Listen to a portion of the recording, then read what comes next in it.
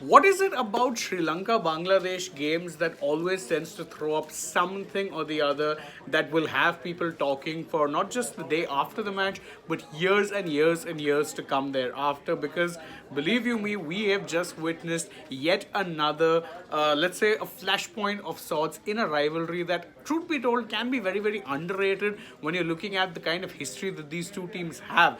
There have been plenty of instances in the past where this has become something of a flashpoint. There's been heated exchanges on the field between Sri Lanka Bangladesh players, but I think it's fair to say that this particular incident, it is going to absolutely top the lot. Why so?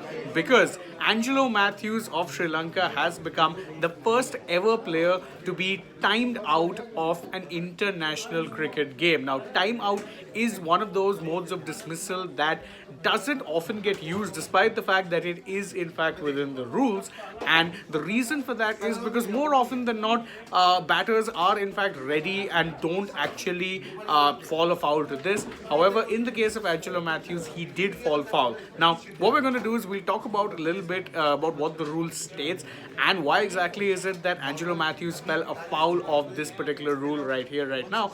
But more importantly, we'll also talk about whether or not this was a right use/interpretation of the rule and whether or not it was actually a clever ploy by the Bangladesh cricket team. So, first off, what exactly is the rule? Well, when a batsman is dismissed, then the batter that comes in to replace him must be ready to face a delivery within 2 minutes of the previous batter being dismissed.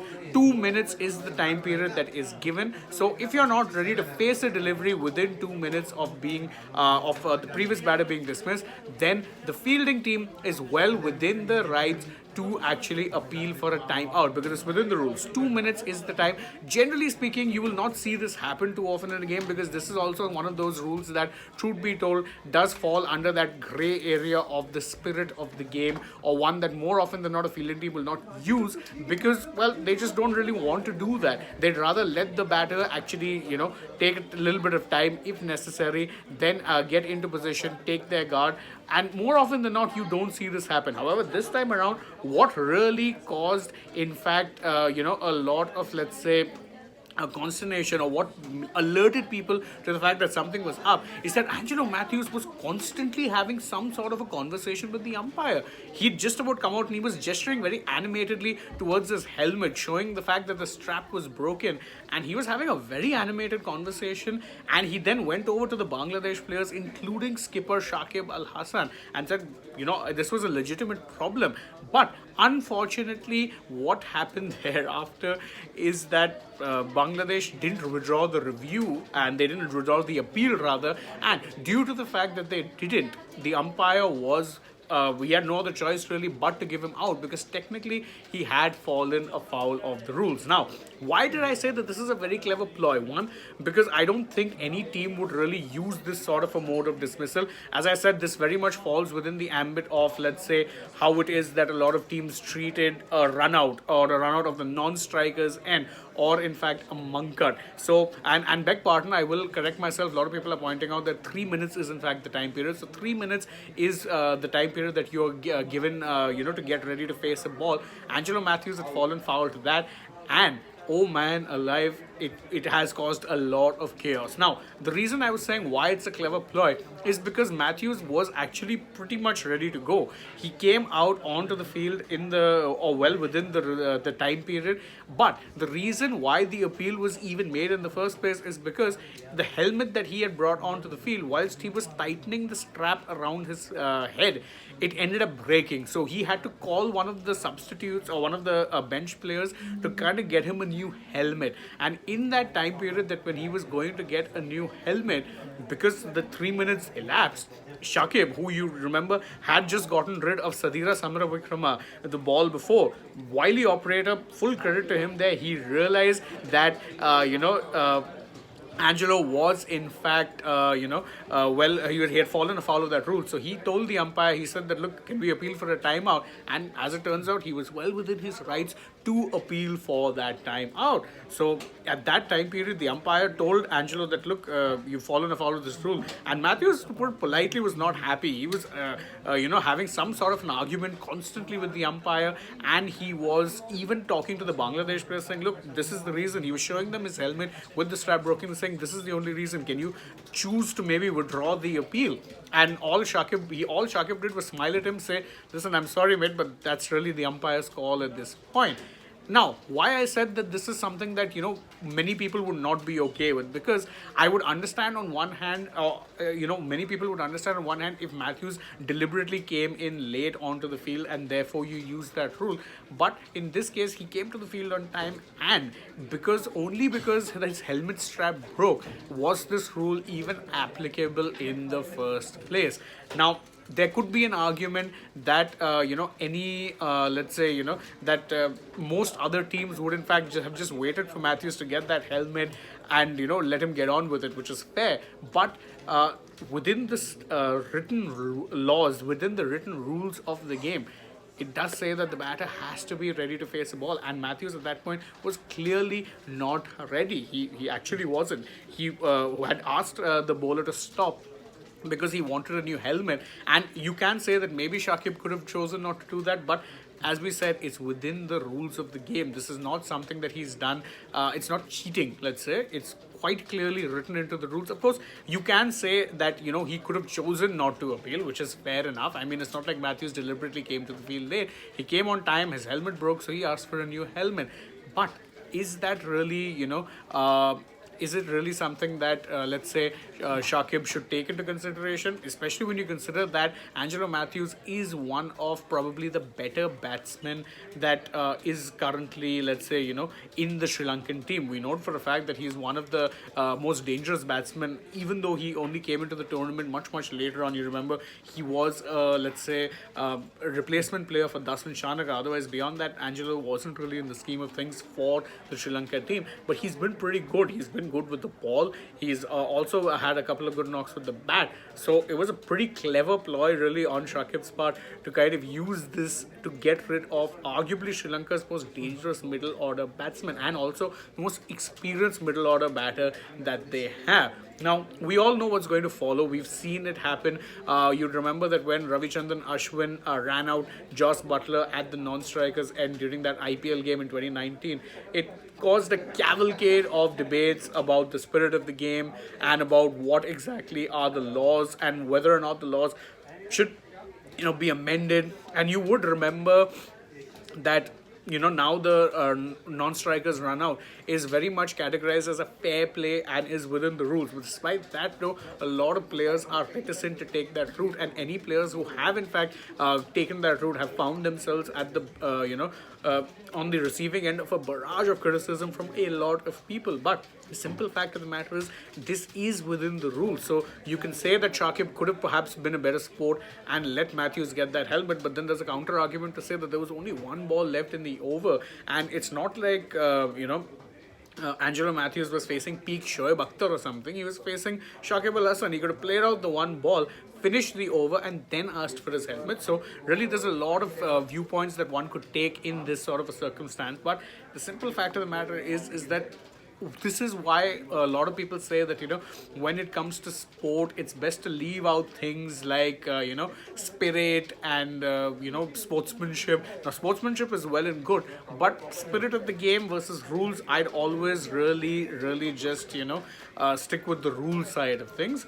I mean, I know there'll be a lot of people who disagree, so I'm going to just take a few of your comments because I see a lot of them flowing in.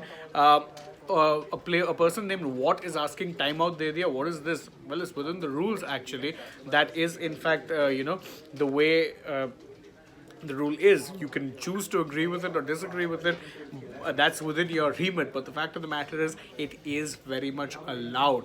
A lot of people also telling me the rule. Fazle Rabi agreeing with me, saying good decision. And you know what? I totally agree. I do think that there should be no concessions whatsoever. As a professional player, you should be ready in any circumstance. And I know that's a bit unfortunate that he had to, kind of, let's say, his helmet strap broke. But I mean, truth be told, I'm not really sure whether or not it should have even been, a problem. I think he could have just faced that one ball, and then after the over was done, because it was Shakib's over, he could have just faced a couple of deliveries or whatever, and just then, he could have actually then asked for the helmet rather than at that point hold it up and run the risk of being timed out. Now remember, why is this so historic a moment? For one very simple reason, that a timeout has never happened before, never mind in the ICC World Cup. It's never happened before in the history of international cricket. Prior to this, the only time it had happened, it's happened on 6 previous occasions, but it happened at the domestic level. It's never happened in an international game. But now it has. First time ever it has to happen in a World Cup. On one hand, I'm kind of glad, because truth be told, a lot of people weren't really paying attention to this game. But now, oh man, it is going to trigger a lot of, let's say, emotions. It's going to be plenty of things to talk about. And we will, in fact, be debating on this more and more, because, of course, we will, in fact, let's say, there's a lot to talk about here, and I think there's going to be a lot of talk on this particular rule also. Abhishek Srivastav, I'll take this comment, says there's no sportsman spirit nowadays. I remember Hansi Cronje called Ganguly back after run out in the 96 Titan Cup. MSD called back Ian Bell in 2011, but people like Shakib are spoiling it. I mean, see, you can say that, yes, sportsman spirit, but if he's dismissed within the rules, then you can also choose to stick to the rules, and there's absolutely nothing wrong with that. Otherwise, then why have a rule book to begin with? Just play the game on spirit and vibes. I don't agree with that. If it's within the rules, and I will give full credit, by the way, to Shakib, despite pointing out that, it was a technicality that he could have just said, look, I'm not really a big fan, let's say, of, the fact that he had actually broken his helmet, so he could have just waited. But he also realized that, in fact, the rule is very much the rule, and he appealed for the timeout, and it was thus given. So that's the breaking news update for you guys. A lot of people, actually, there's a lot of mixed opinions on this. Many saying terrible sportsmanship, others saying that, it actually is something that was well executed. Sarachand Angelo Mathews saying Matthews should now get Shakib out. I mean, that would be something. Of course, how it is that Sri Lanka responded to this.